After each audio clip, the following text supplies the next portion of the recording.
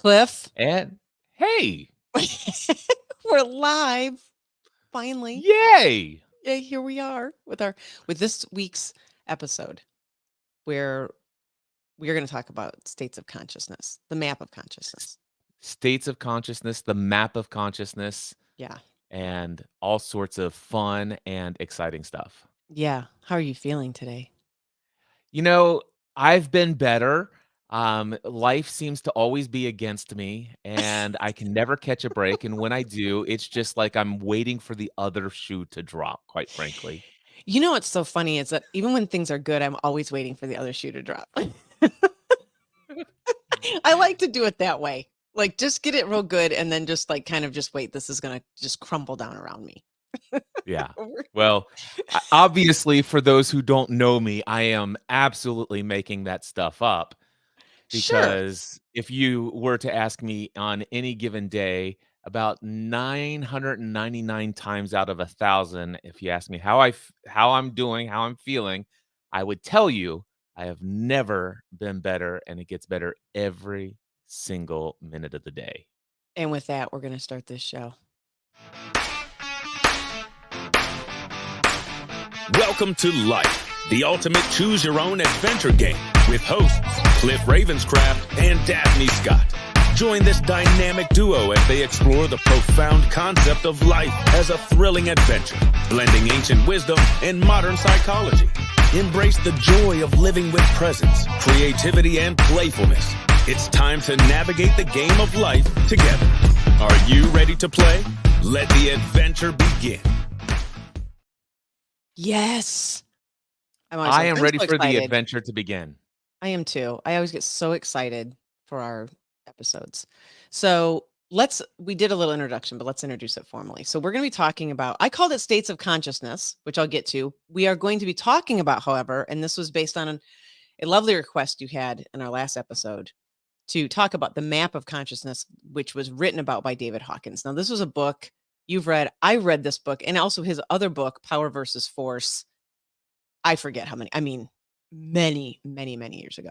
And I thought it was an excellent introduction to this idea, just to the idea. And it was at the time when I read it, and I'd love to hear your experience too, Cliff. But at the time that I read it, I didn't recognize that I could shift my experience simply by understanding what was going on in my mind. So that's a very simple explanation. and Well, and that there were different ways of my what we're going to call consciousness, and we'll get into this a little bit more because I think words are important, as you know, and getting a little bit more definition behind that, a little more structure behind it. Nevertheless, I wasn't aware of that until I got my hands, there were several things converging all at once, but until I got my hands on this book, I thought it was just an excellent description of how we may be relating to things, how we may be seeing the world, and that we have options available to us. And so that was very eye-opening to me at the time when I read it. So I'd love to hear your experience when you read it and what about it got your attention so much? Like, why are we well, I'd talking like about to this? yeah, well, first of all, I'd love to answer that question first. Why are we talking about this? And it came out of last week's episode where we began talking a little bit about the big leap. And there's a question in the big leap. Are you willing to have your life go well and to feel good all of the time? By the way, And no matter this is crazy, no matter what is happening in your external circumstances. is that additional part a part of the question in the book? No, I added that Okay. part because that's the Okay. implication under the question, I Yes, think. and I've come to understand that additional language as well, Yeah. but still, I wasn't aware of that part, because in fact, I had such a is it right to say visceral reaction to Yes. that question? Like, what a stupid question. That's like the first thing that got it's What like, is he talking how about? why would you even ask a question that is so clearly impossible? Yeah.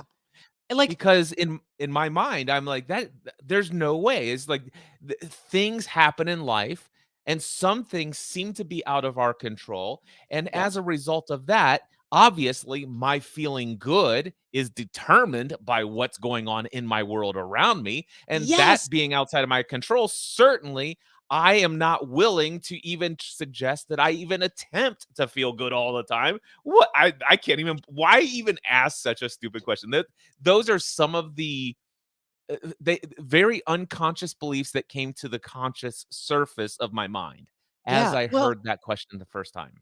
and I don't think that your visceral response is unique, because I can confidently tell you when I read that, I was like, this guy's nuts. Like, and it is that experience that we have of the external. Boy, this episode, just I'm just so into this, is it is that experience that I think most of us have, and that I can have from time to time still, that when things in our external environment, that let me say it this way, that we are dependent on things in our external environment. So notice I'm not talking about our internal, I'm making a distinction here. Our external environment to go as we expect them to go. And if they don't, then I can become and will become the most petulant child you have ever met. I will be unhappy. I will be dissatisfied chronically until life goes my way. And it made sense to me when I read that question also, that like, this is crazy. Of course, that's how I see life. Of course, that's how it must work, because that's all up to that moment. But it isn't entirely true that that's all I experienced, because when I looked back at my experience, I'm like, of course, things had happened in your life that you didn't, that you didn't let impact you in a certain way, right? That didn't go the way you planned. Nevertheless, my experience in that moment, or the way that I had seen the world, was that things must go my way. Life must show up how, if the business isn't doing well, I am miserable, right? If I didn't get the sale, I am unhappy. If I didn't get the client, I am unhappy. If the profit margin wasn't where it was, I am unhappy, right? If my significant other said this or didn't say this, then I would be either happy or unhappy based on how they were responding to me in the moment.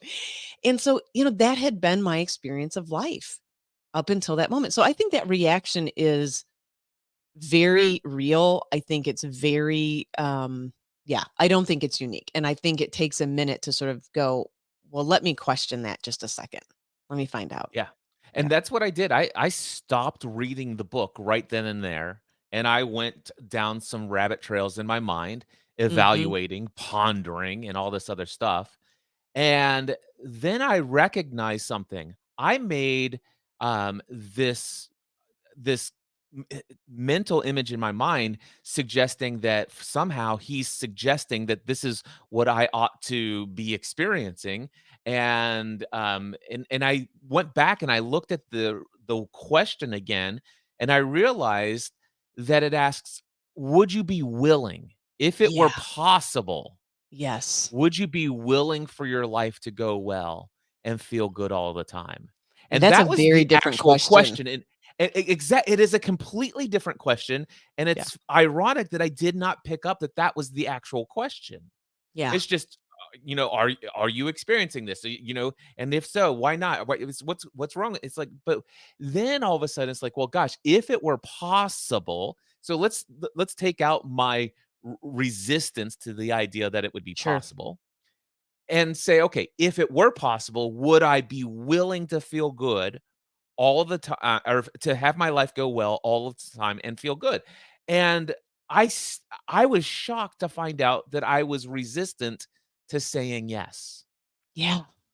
Yeah. That for some reason, and unbeknownst to me at the time, I did not feel good about saying that I would be willing to feel good all the time.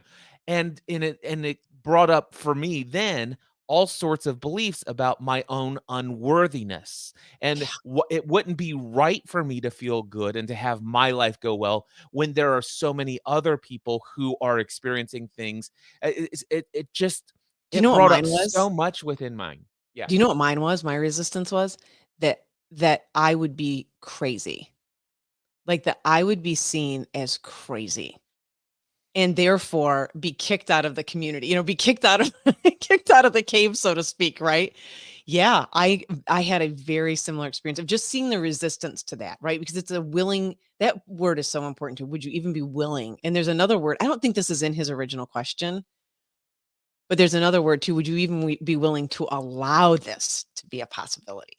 Right. Which is a total bravery question. I think that's a total like, would I be even willing to even allow this possibility? So yeah, I love that you're bringing that up, Cliff, because I think again, that is an experience that most of us have. Like, no, I'm not willing. I'm not worthy of my life going well all the time. And for me, it's like if I really walk around the planet just saying like, yeah, I get I'm not negating that things don't go my way. I'm not negating the experience of impermanence here at all. Things are constantly falling apart. I'm not negating any of that. And I also am willing to relate to all of that in a certain way. And boy, will I seem nuts. Yeah, well, so my experience after that was, okay, if it were possible, would I be willing? I finally was able, through some transformation in my own experience of life and in my mind and in my beliefs, was willing to, or I was actually able to get to the place where it says, okay, if it were possible, and I'm not saying it is, but Okay. if it were possible, yes, I think I would be willing to feel good and have my life go well all the time. Yeah. And that began to set me in motion a journey of exploration related to this topic that ultimately led to the map of consciousness many years later, Yeah. like Yeah. 5 or 6 years later. But I wanted to say this is where it all began for me. And the idea then is like, okay, well, I'm willing to do this. And I'm out there looking to grow personally and professionally. In fact, the book was all about the big leap. And it's about taking a big leap from your zone of excellence work and discovering your zone of genius and maybe trying to find a way to incorporate a higher percentage of your zone of genius in the work that you do in life.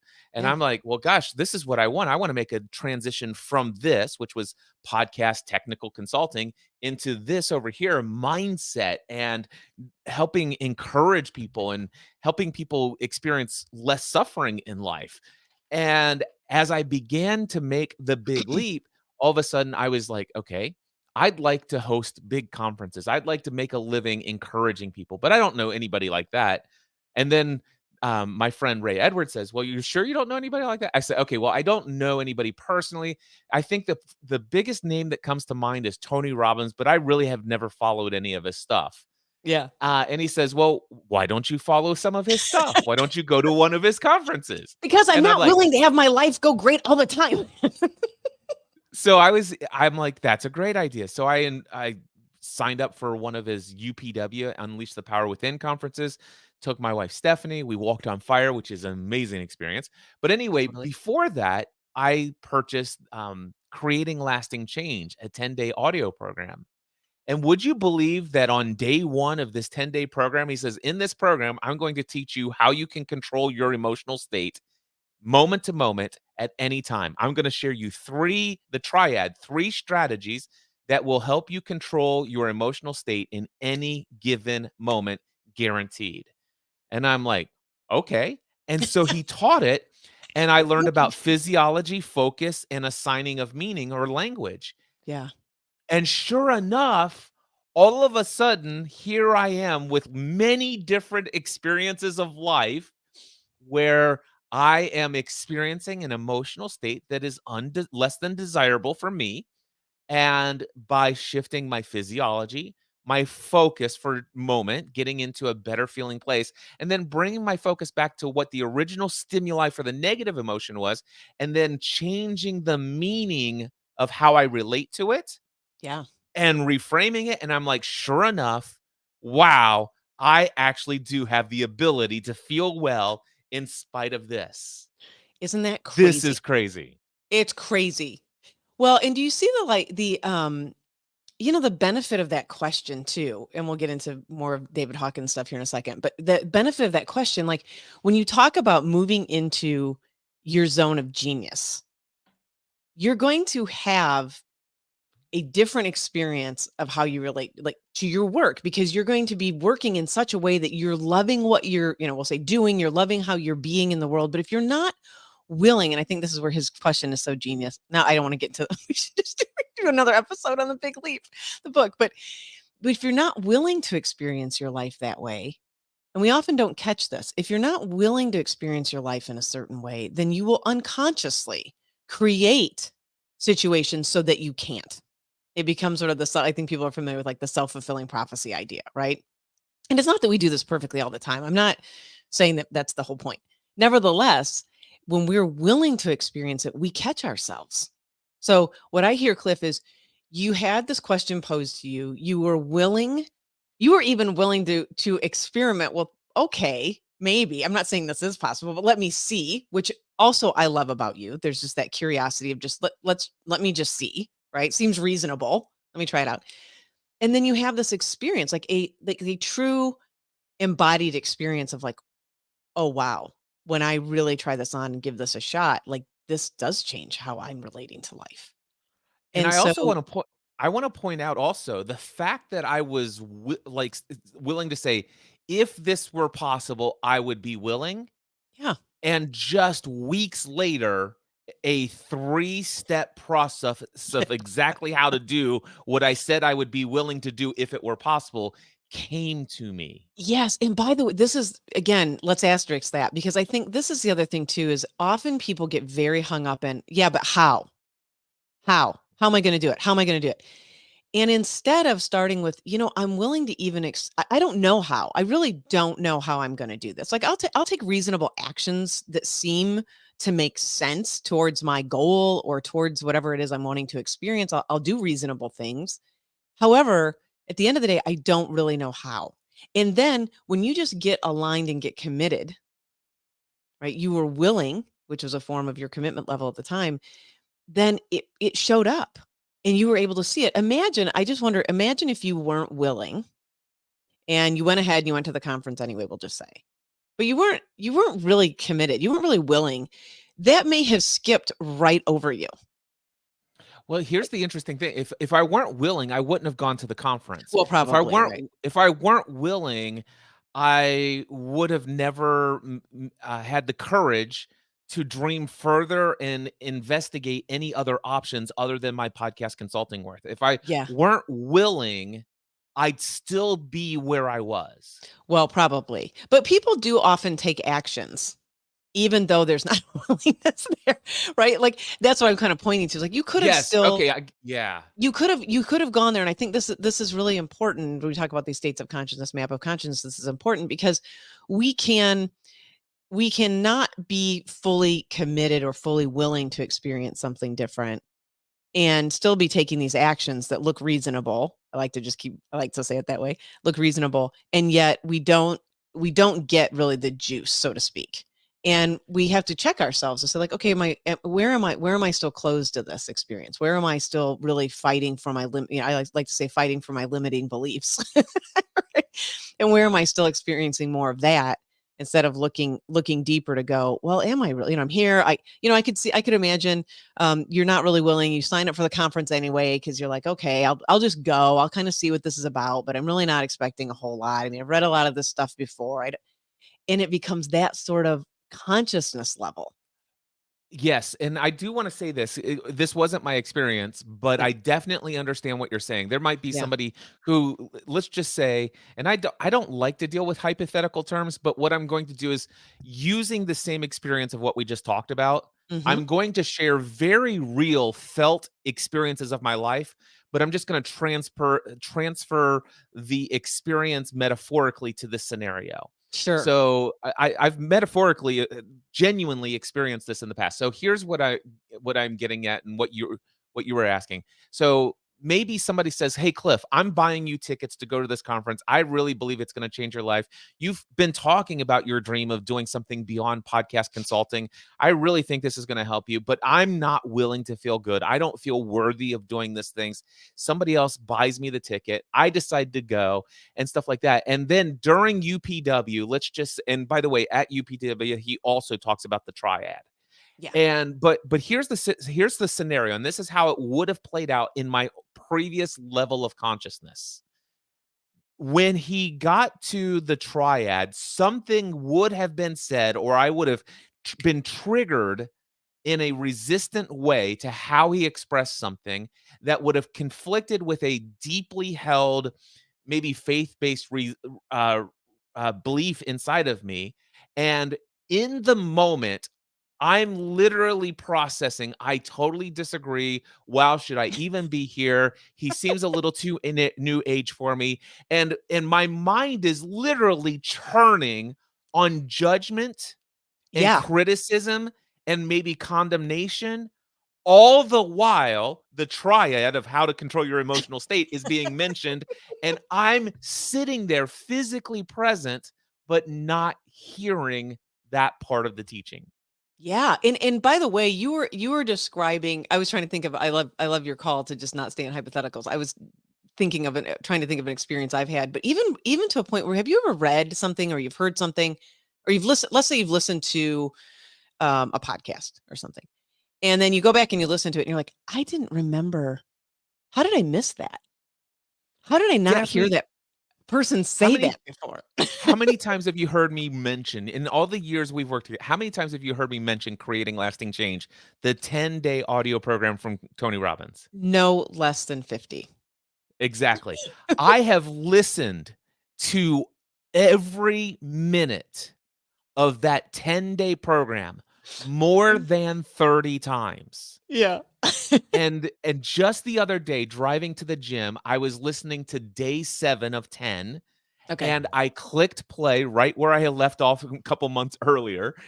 And I'm listening to Tony talk about something, and I swear to you, I never heard about the difference between content reframe and context reframe. Never before has Tony said that in the last 30 some odd times I've listened to this program. I picked up You're on adding stuff. reframing, but he added content reframe and context reframe. Wow, that really opens up a whole new understanding of this reframing. Thank you. Thank you for being a living example of what I was talking about. Yeah, and I'm not saying you weren't open to what was being said. Things based on our level of consciousness at the moment can strike us differently, and that's really what I was pointing to. And Yeah, so our and level of resistance to things can shift, can make a difference. Yes. And here's the thing, where we are in our level of consciousness is it is it's gonna determine what our limited conscious awareness and attention and focus will be attracted to. Yeah. So, for example, there were certain things that I would hear Tony say in one of the programs, and so basically what happens is it's like, wow, that statement Tony just said is amazing. It's an audio program. I'm driving. He's still continuing to talk, but Tony's basically the teacher of Charlie Brown in the background. Mwah, mwah, mwah, mwah, mwah, mwah, mwah. Meanwhile, I'm going down an entire imaginary journey of how this is going to radically transform my life. And it's what I picked up in that moment. And our level of consciousness, I think, is what determines what level of teaching we're able to pull out from anything that we're exposed to. There's That this has been my experience. I can't count for everything, but that has absolutely been my experience as well. Yeah. there's this saying that when the student is ready, the teacher will appear. Yes. And in the context, I've adopted a slightly modified statement. And that Okay. is when the student is ready, the teaching will appear. Yeah. Oh, that's good. Instead of a teacher. Yeah, I the like it. teacher's been there the whole time. Yeah, I like And teaching for from it. me, as I've shifted my level of consciousness, I recognize that, for example, reading the Bible for me today, I see things that I never saw previously. Isn't that something? I love it. Yeah. Yeah. Okay. So let's go into David Hawkins' map. He calls the Yes. map of consciousness. And I'll give some responses to that as well. There are some reframes that I have on it that we'll talk about, but let's kind of walk through that. And I know you want to talk about this, so let's dive into that just a little bit. Let's give the map a map. All right. All right. Let's do it.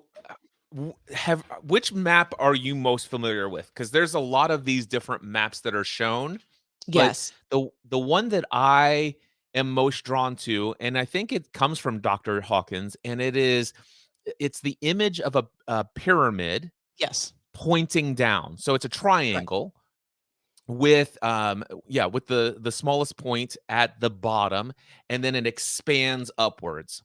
Yep. So, and then the one that I look at is typically it's filled in with color, and at the bottom is red, and then it slightly fades into orange, then yellow, then green, then blue, and then purple, and it gets up into some other areas. And in essence, the best way I can describe this, and I'm describing this for our audio listeners, including those who are watching on the live stream, because we're not having the visual representation on the screen. Basically, there is to the right of this pyramid, there are levels of consciousness. Now, there's generally a number associated with each level, and each level also has an emotional state. So I'm going to describe real quickly at the very bottom on the map of consciousness is level 20, and it's shame. And then level 30 is guilt. So guilt and shame are at the bottom of this levels of consciousness or these emotional states. And then at level 50 is apathy. At level 75 is grief. At level 100 is fear. 125 is desire, 150 is anger, 175 is pride, and then finally breaking out of what's considered to be a specific category of consciousness. Finally, if you can get to level 200, you get to the word courage or the Ah, emotional state of courage. Now, interesting. the way that I understand it is that every emotional state that you could possibly imagine, and of course, there's not enough room on this map to put every different descriptive emotional state that we could experience, but every emotional state would fall somewhere and calibrate somewhere within this levels of consciousness. And I'm going to stop there, and then I'm going to let Daphne say anything else at this point, and we could potentially go into a little bit more about Yeah. the map. Well, so first of all, I think what he did and what I like about it is that he is describing these different emotional states. And this is where the word consciousness is what I want to make this sort Okay. of point because it's really important, I think. I don't even know how we define consciousness. I mean, consciousness, there's so many ways that people have tried to describe it and to define it. And Thomas Nagel's probably my favorite. He had this question he asked, which was basically like, what's it like to be a bat? And what he landed on in his philosophy, he's a philosopher, was consciousness. That when we're talking about consciousness, we're describing like there's something that it's like to be that. So what is it like to be experiencing guilt? What is it like to be experiencing shame, to be experiencing pride? So what I like about what David Hawkins did, and when did he write this first book? I can't even remember. Like it I was, don't remember that I don't either. either. Well, a while ago. What I like though is he was giving voice and he was describing the states that we could experience and yeah, and sort of giving this sort of playing this out. Like when you're in the experience and being like guilt or shame, life will probably feel this way. I also like that he sort of did this in a pyramid way, which by the way, it's a different shape. It's a different pyramid, but Maslow's hierarchy of needs goes opposite. Mhm. But I think it's a good model description. Where what I also like is that the transition in this state he described as courage. And Yes. so when I think of this, and there's another different model that I've used from the conscious leadership group, and which was a derivation of Gay Hendricks' work, by the way, which they looked at, if there was just a line, you would have fear below the line and you would have trust above the line. And so when you're functioning from a state of consciousness below the line, you are more in they just bucket it as fear. But when I look at David Hawkins, he gives much more of a description of sort of like, well, what are the experiences that I have when I am operating from fear? What can that look like? Well, I experience more shame, right? I'm afraid that I'm not worthy. I have fear around, I feel guilty about something that I did. I feel afraid that I'm going to get found out or, all these sorts of different experiences of that. And then he starts making this translation to courage. So now if I'm in a state of trust, what does that look like? And he describes it. What I don't like about it is that I think it implies a hierarchy. And I think that if I look at it, and that's why I use the word more state instead of just a map or just looking at a hierarchy. When I look at it more of a state, what I have is more of an acceptance, I think, for myself around I could vacillate. I'm going to Mhm. vacillate through some of these states. There's not probably, as far as I can tell and in my experience, there's not going to be a place where I'm just in a fixed part of this map. And the reason that I think of it that way is I think it can, I think when we get into a hierarchy, it can start to set up more of this sort of ego trap. um, I'm Mhm. just this being that's always in the highest state of consciousness. And, you know, that's not been my experience. Now, what I can say is that, and I think you would probably agree, is that there is this ability to see that very quickly and to choose Yes. differently. Right. So Well, anyway, that's, there is the question of who is the I that I am referring to well, we'll get to when that. I am this state. But agreed, bodily identified, and an ego identified. Yes, that I. So my understanding of the map of And by the way, I'm consciousness. not saying that I don't want to be really careful. I'm not saying that he said anything about you're always going to be in one of these That's what I locations was all the gonna. time. Yeah, I was Yeah, gonna he speak never to said that. that. Yeah, I don't yeah, think he's ever said. In fact, he didn't. from my understanding is that he's like, listen, this is not necessarily a linear thing that you That's progress right. to this level and you attain this and that's where you're at. No, in fact, um, I look at the scale and I see where my own experience and progression there are some pretty high levels of consciousness that Oh, I have experienced, but yet I still from time to time drop down to a level of 100 and oh experience yeah, fear. yeah. Occasionally, not very frequently these days, but I there's occasionally I'll experience a little level of apathy. It's like, Hmm. it's like, why bother? And it's like, Again. where is that coming from? And it's always amazing to me to discover just what is inside of me, what kind of belief systems are latent and active within me that Yeah, are creating this emotional response inside of my body. What I do recognize though is the understanding of where does one live like on the scale on average, like yeah. in a way it's kind of like where have I acclimated. And Hmm. for me, prior to being introduced to this, I would say that I used to live right around 100 to 125. And again, by the way, the other thing Dr. Which Hawkins were says is the like what this level? is fear and desire. Okay, okay. I really lived my life right around the range of fear and desire. Yeah, Um, and he's not suggesting these are actual literal, all this other stuff. He says this is just really for the element of seeing how they compare and contrast to one another. yeah, There's a lot of other things that you could learn about this. I'd encourage anybody, if they are interested in this topic, read the book Map of Consciousness Explained. But anyway, what I did recognize is that for a majority of my adult life, I lived at a consciousness level where I vacillated between 100 to 125. That's where I lived. That's what I called my emotional home. That was my habitual way of thinking and feeling in life. Now, don't get me wrong. I had my moments of courage. I had my moments of inner light and inner grace and inner acceptance and inner love and willingness to go try things new. And sure, I it's like, wow, but that's like going on vacation. It was like an adventure and it was short-lived before I had to go back home, if you know what I'm saying.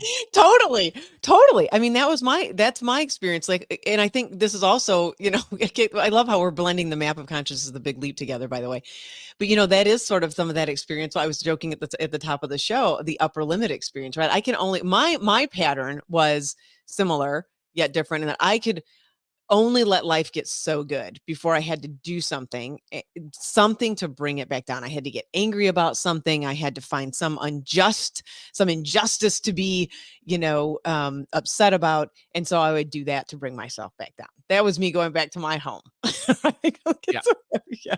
Yeah. So good. Yeah. So for me, what happened was shortly after this big leap into my zone of genius, and I began to spend a majority of my time, and I'm talking countless hours. I'm talking anywhere between 3 to 5 hours a day studying how can I live and create the life that I desire. Mhm. It became this, like, this is what I want to devote my life to. Yeah. And what I recognize is, like, wow, my courage is going through the roof. My level of just accepting what is. It's like, and so willingness and inner light and inner wisdom was starting to blossom. And all of a sudden I noticed that it's like, wow, for the last several months, maybe even for the last several years at some point, I'm like, this is my home now. Yeah, Don't you have get a me wrong. new psychic address. That's exactly. And so what would happen is I would have an experience that was not in alignment with that, and that triggered me back to my old neighborhood, Yeah, and that's of great. emotional feeling. And it's like, wow, where is this fear? Where's this anxiety? Where is this worry? What happened to my confidence? It's gone. I completely feel down here again. But here's the interesting thing, while I used to live there and that was my comfort zone, it Mhm. felt so uncomfortable. It felt like this is not me. What's Yeah. going on here? And and what I recognized in my journey is that the amount of time it took me to get back up above 200 and to live somewhere between the levels of 200 to 400 on the scale, which is courage, neutrality, willingness, acceptance, inner light, and inner wisdom, and inner love. Actually, inner love is 500. So 200 to 500, that's where I have, and for the last several years of my life, I live there. That Yeah. I live between 200 and 500. And that's why if somebody says, "Hey Cliff, how are things going?" Well, I can tell you right now, I've never been better, and it gets better every minute of the day. And people say, "Well, are you saying that nothing unexpected, undesirable, or inconvenient show up?" No, I'm not saying that Exactly. at all. It still shows up, but I have neutrality about it. I have equanimity. Yes. I have an acceptance. Acceptance. I have inner light, I have inner wisdom, and I have inner grace. I am not resistant to what life brings my way like I used to. Yeah. And a lot of it just had to get rid of. I had to let go of beliefs about how things ought to be to allow me to live this way. And I'm not saying that I don't get triggered back down into the other Exactly. stuff, but man, what I recognize now is that I used to get triggered into, let's just say, a depressed state. And Mhm. I might be there for 3 or 4 days. And then eventually it's like only a day and a half. And then eventually it's only like maybe 6 or 7 hours, or maybe it's just while watching one television show sitting on the couch until I get myself out of it. And Yeah. I just recognize that, wow, okay, what brought me there? What Mhm. took me there? What would I have to think and or believe for me to feel anxiety, worry, grief, guilt, or shame? And then I'm like, "Oh, well, that's what I believe." I'm like, "Oh, but is that true?" Mhm. As Right. Byron Katie would Byron say. Katie, yeah. And so I'm like, "Well, no, that's not true. Where did that come from? Do I wanna continue to live my life that way? Is there an Yes. empowering alternative?" Yeah, and this is my alternative. And what does this mean? Well, and what can I learn from this? What does this make possible? And before I know it, I'm right back between the 200 to 500 level again. I mean, beautiful description. And I think that is really to me, that is the whole point of this process, work, I guess we could call it. Like, what are we up to here? Like, who cares? Why does any of this matter? And yeah, I have a lot of parts to that I think are important. But for example, what is going on for you not only in your own individual world, but with the people around you when you're in one state versus another? Right? What's the impact that it has on your family and your children and your wife? What's the impact it has on my wife and my family and the people around me and my friends and people I care about when I'm functioning in one state versus another? Right? What's the nature of my work in the world when I'm in one state versus another? And I think that's really when I look at this, gosh, that was such a great description, Cliff. When I look at this, it's sort of like, why do we care about any of this? Why does any of this matter? And not only for my individual life, and I want to go back to something you said at the top of the show, right? Like, who am I to deserve that when there's so many other people suffering? when there's Mm. so many other, horrible things happening in the world or other people that don't have this. And the reality is that when you and myself or anyone is able to shift into these higher levels, I'm going to say higher levels for lack of a better description, but other levels of consciousness, that we actually can become the change that we hope to see in the world. We actually can become something that comes to living with greater compassion and understanding. I mean, that's what you talked about with acceptance, right? We can come to the world in that way, and that can open the doors for everyone. That actually creates a different way of just being. So if you desire more of that in your life, you know, it's sort of when I said, like, I want more joy in my life, or I want more ease in my life. And I think this is the conversation as two coaches that we have with people all the time, right? I want to have more peace. I want to have more love. I want to have more freedom. I want to experience all these things.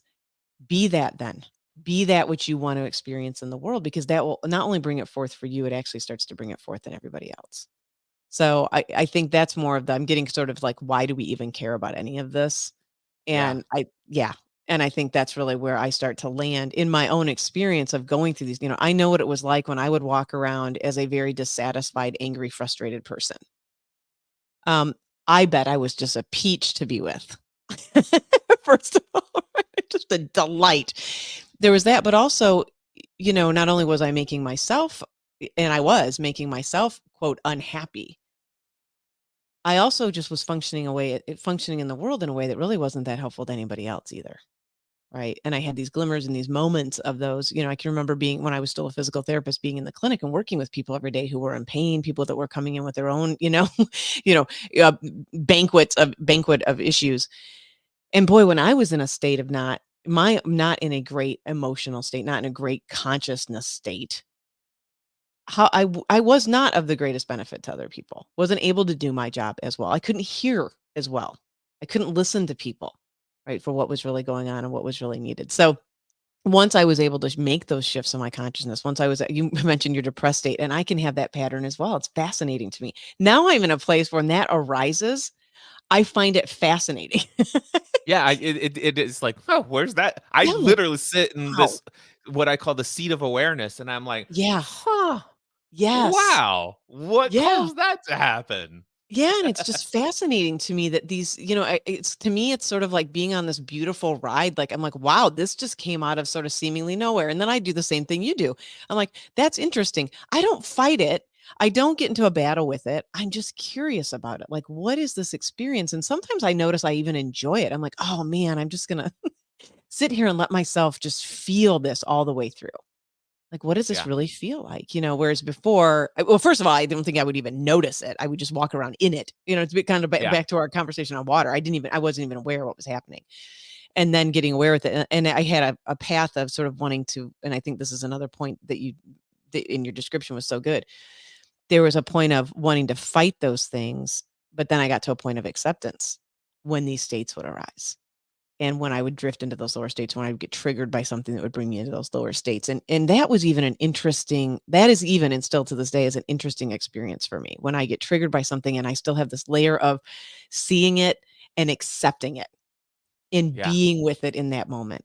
And, the more that I've been able to do that, the more I'm able to be with other people in their states, and I Yes. can accept myself, right? I think this kind of comes back to, like, why do we care about any of this?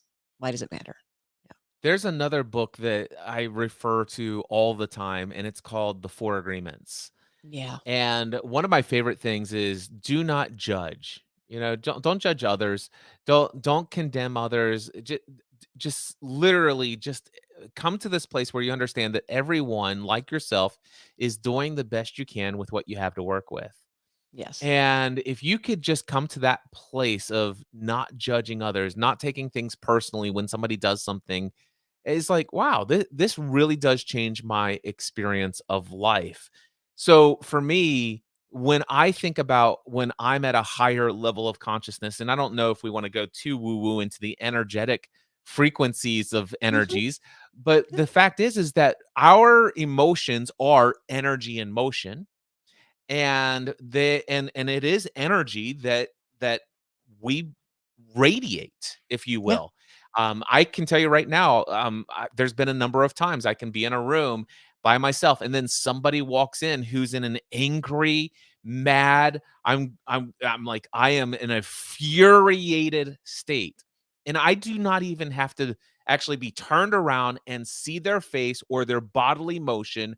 I can just sense that emotion radiating in the room once they've Mhm. entered. Yeah, I don't And think, grab this just for a second. There is definitely I would call it in the self-help world, there's definitely can be a lot of woo-woo, just stuff that's just made up, seems kind of crazy. I am a scientist by nature, as you know, I've said that probably on the show already once or twice. And there is more evidence now to support that description, that what you just described, that happens for us as human beings. We do have ways of communicating and ways of reading each other. It's not as pure of a science as people would like to make it out to be, and I think there are things that we need to be aware of, i.e. reading someone's facial expression. Probably best to ask, maybe, yeah, "Hey, I'm noticing something. Maybe I'm not reading that correctly, but let me ask you, are you upset right now? Or are you angry about something?" Or, I think it's always best to ask. Nevertheless, what you just described is a real thing. And yeah, they do have evidence now to support that there are vibrational energies that are happening. There are that's why consciousness is such a crazy, crazy thing, because we can't find it in the brain. Science can't find a place that it lives, and yet we do have an experience of what it's like to be angry, yeah, what it's like to be peaceful, and we do so, I really appreciate you saying that about, kind of getting too woo-woo, and I also wanna acknowledge that we do have a greater understanding than we have ever had before, and I think that's gonna continue. I think we're gonna yeah. continue to understand more of this, so, for what it's And worth, but and trust your own experience. I think that would be the better. yeah, and understand Cliff is not a scientist, and Cliff claims nothing to be anything that he says to be absolute truth. It's just things that are current Yeah. beliefs, and his beliefs are that a belief is nothing more than a thought that I have some level of certainty that it might be true, and it may not be grounded in Until it reality. isn't. So anyway, So I wanted to grab that because I think it's very important, and I yeah, do think that we should, and I think that's why we grounded the show on ancient wisdom, modern philosophy, and or ancient wisdom, philosophy, and modern psychology. I mean, that's what we've grounded the yeah. show on to be able to bring some of these things together. So, But I do wanna bring out the hypothesis, if you will, or mhm. suggestion that Dr. Hawkins made, and that is he one of the things that he mentioned is that, the levels or the scale that he assigned to these different vibrational energies or emotional states are not arithmetically aligned. It's like, okay, whatever, but it logarithmically. So what he says is, and again, these numbers aren't factual, actual numbers on a scale anywhere, Right. but the idea is that if something is calibrating, an emotional state is calibrating at a level of 30 or 50, or let's say a 30. Actually, here's what he would say. He would say if something's calibrating at a level 50, and then somebody else is vibrating and has a emotional level of consciousness at 100, there's not a difference of 50 between the two as far as power and its energetic radiance. But what he's saying is almost as though it's how did he say it? Let me find it for you, because there's the exact phrase. It's to the power of. So fulcrum to the power. Okay, so it's very important. This is from Dr. Hawking. He says it's important to remember that the calibration figures do not represent an arithmetic but logarithmic progression. Thus, Mm. level 300 is not twice the amplitude of 150. It is 300 to the 10th power, which is 10,300. Therefore, an increase of even a few points, or if you just raise your emotional vibrational frequency just by a few points, it's a major advance in power. And so for me, and again, I'm not a scientist, and so I kind of like to think about this. It reminds me of right when the war in Ukraine started to break out. Mm. And there's this friend of mine who remarked, you know what? I hate those SOBs who are over there in Russia. And as far as I wish there would just be he's all about, I just want the world to live at peace. And he says, and if I ever saw Putin face to face, I'd kill him in a heartbeat. Hold on. I want the world, and I am going to murder that guy. So in essence, what Seems happens? contradictory to me. So what? And again, it's a philosophy, right? Sure. The Sure. thinking of Dr. David Hawking is one person who vibrates at love can have more worldwide impact on an energetic level of mass consciousness, because we're all kind of interconnected and we're all radiating this back and forth. Is that, wow, one of the ways to combat hatred, war, killing, murder is to radiate love. And it's like, is it possible that I could not condone, but appreciate and understand the worldview of somebody who might be operating at a world leader level, where they think what they're doing is reasonable and right, even in such a case as this? And can I have love for that person rather than retaliation or something of that nature? And Mhm. those are the kinds of things for me, as I think about, it's like, man, it's not that I'm going to sit back and I'm like, woe is, I'm just going to sit back and just let everything unfold without Right. having any input. But I do want, it's like, man, what if I could withhold all of my judgments? What if I could withhold my condemnation, my criticism? And what if I could accept that every person, what if I lived my life by the premise that every human on this planet is literally doing the best they can with what they currently have to work with? And that changed everything for me. So Yeah. I just wanted to throw that out there. Well, and I think, and you hit on another point too, in that description and that experience of, it doesn't also mean, and I think this is one of the fears that people have, I kind of come back, and our mind has a hard time with this. Both things can be true, Yes. right? I can love and accept a human being and also recognize that they might not be safe to be walking the streets, and they might be harming other people. Yes. So, and I can come to that choice and that decision. The resultant can look very similar, but the consciousness underneath it can be very different. This is a really big Yes. conversation right now, actually. How we look at emotion. Is anyone ever actually guilty? Right? If you had the same belief system they did, you'd do the exact same thing. So what does that mean? I won't get into the whole conversation on free will.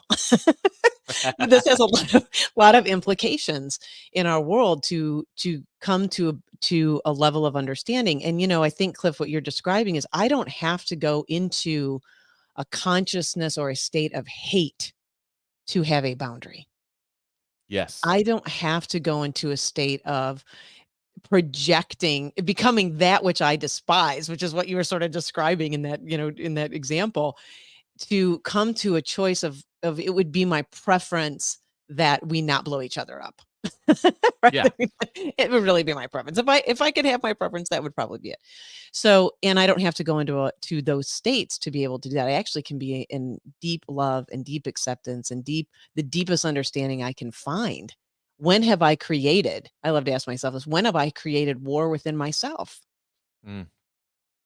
Right? When am I a tyrant to myself?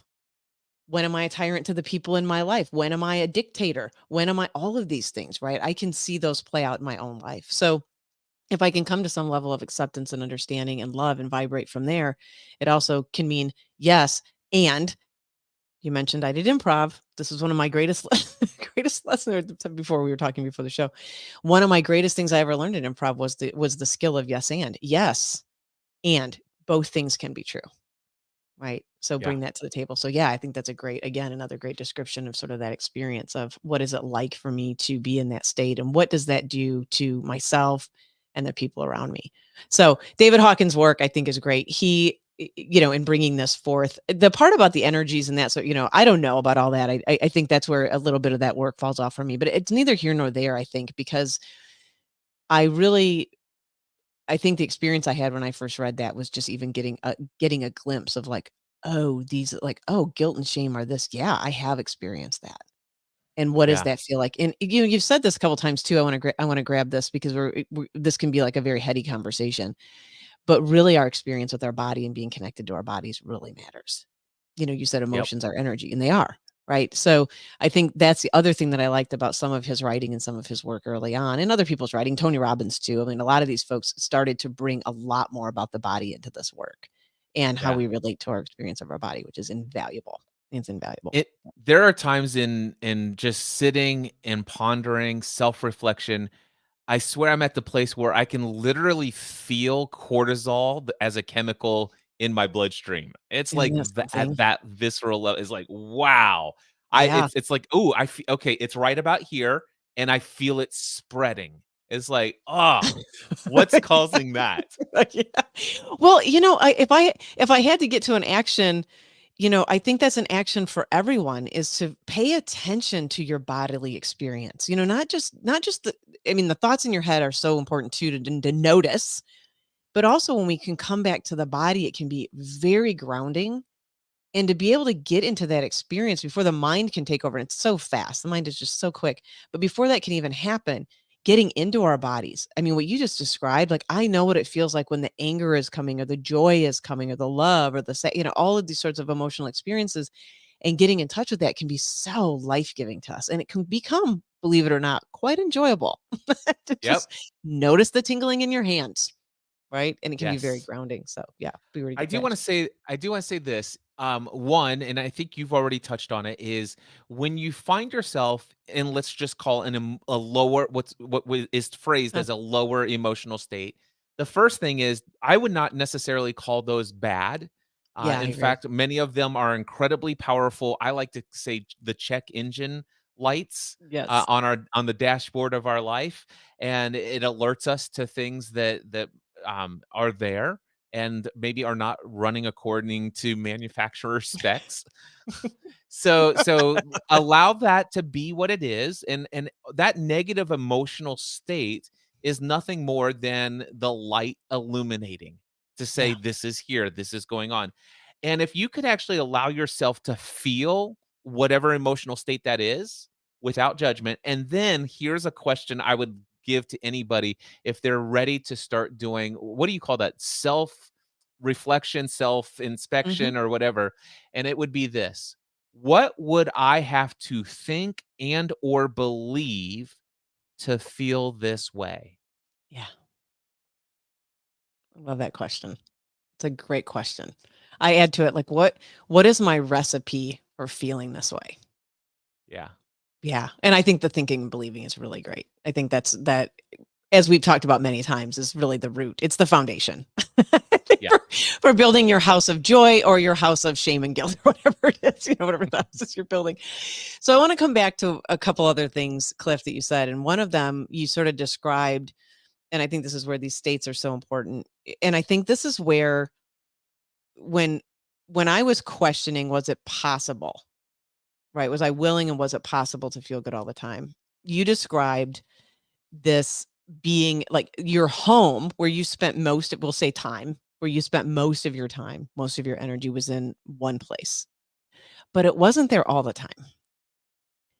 And that's the experience that I think when I worked with myself and when I work with clients that I ask them to check in with, like, you don't feel bad all the time, saying, the experience of lower emotional state, so to speak, but you don't feel bad all the time. Most people would say, yeah, not all the time. Maybe I feel like I'm doing it a majority of the time. And I think that is something to really look at. Why not? And this comes back to your question, right? Of what are you thinking or believing that's putting you in the state of experience that maybe you don't enjoy as much or that feels like a lower state for you? And then what is happening when you're not? And I think this is the gift also. We can use this experience to look at the impermanent nature of life. And this is where I think we get into this part of what we were talking about at the top of the show, which is knowing that knowing that things are impermanent, that nothing lasts forever in the external world for sure, as far as we can tell, that we can get into a certain relationship with life then that can, it's sort of a strange thing that can allow us to experience more of these, what we would call higher states, higher vibrational states. When we sort of see the ethereal nature, and we even see the ethereal nature of our emotional states, that they kind of come and go.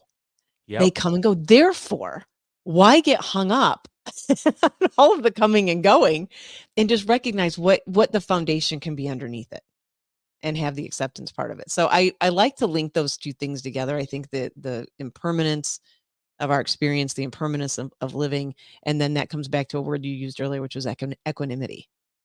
There's just a balance to this experience that we have of living. And then how does that affect the people around us? So I just want to add that to the I conversation. love it. Thank I you. love it. Now, I want to get to one thing that David Hawkins does talk about. He talks about it in Power versus Force, and he talks about it, especially in his Map of Consciousness book, which is meditation. And what I love is that, what I love about also his writing is that he does get to an actionable part. I like all the theory, and I like all the, I mean, I can do that all day long. And it's sort of like, yeah, but what am I supposed to do with all this? Like, just tell me what I need to do.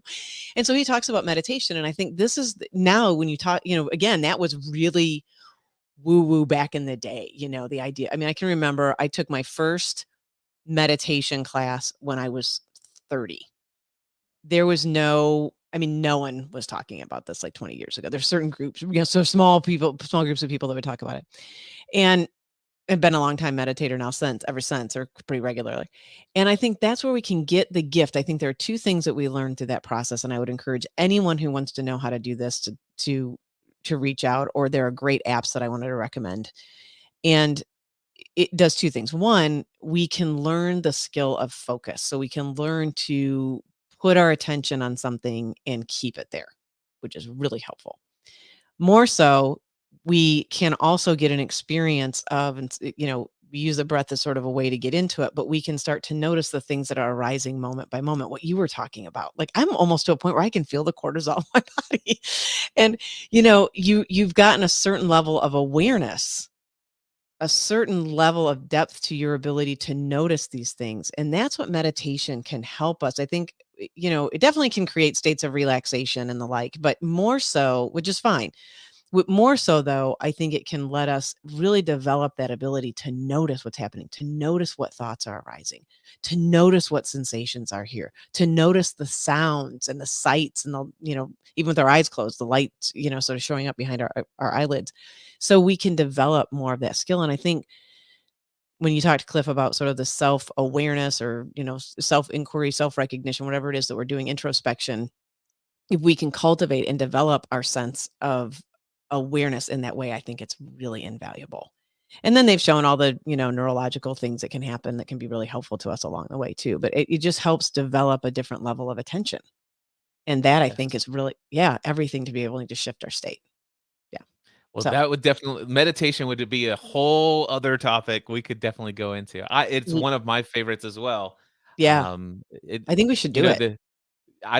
the Insight Timer app is one of my favorite apps Yes. for meditation, and the only reason why is because I've been tracking my streaks, and if there's one area of my ego pride that still holds on, is I cannot stop this, and that is the fact that today I will do my 720th day of meditation consecutively. For a total, I'm still at 36.1 thousand minutes since 2020. Love it. So let me mention the apps because I do think that Insight Timer is absolutely one of them. You can use it for free, and then they have a paid version, of course. If you haven't meditated before, it's great. They have beginner classes on there. My other favorite app for really learning is Headspace.